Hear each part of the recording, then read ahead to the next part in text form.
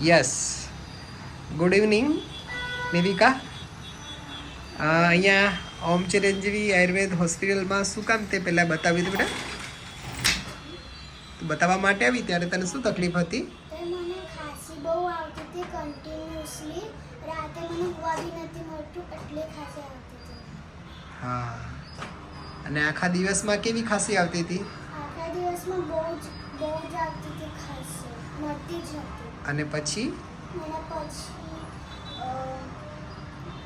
અમે અહીંયા દવાખાને બતાવવા આવ્યા.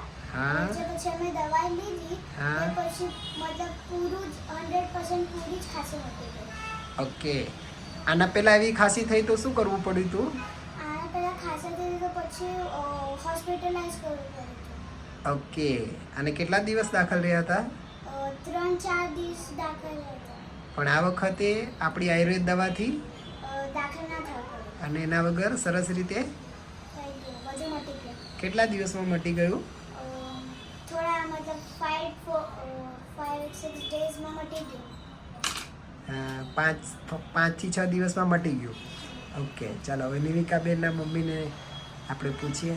તમારો બેન કેવો અનુભવ રહ્યો કે જે ખાંસી થઈ અને આયુર્વેદ દવાથી જે મોટાભાગે એવું મા બાપ વિચારતા હોય કે ભાઈ અત્યારે વધી જશે બાળકને એટલે ફટફટ એલોપેથી દવા લઈ લઈએ.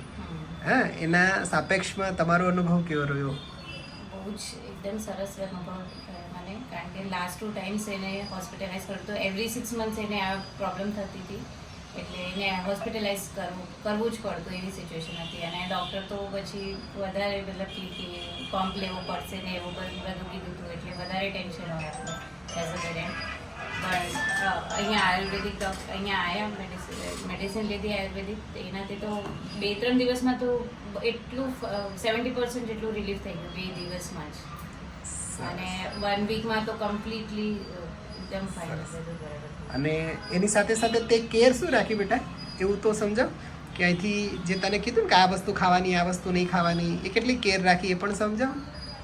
મતલબ કે બોલી તું રોટી ગળી ના ખાવાની, બોલી તું ચોકલેટ ઘણું ખાવાનું ના બોલી તું.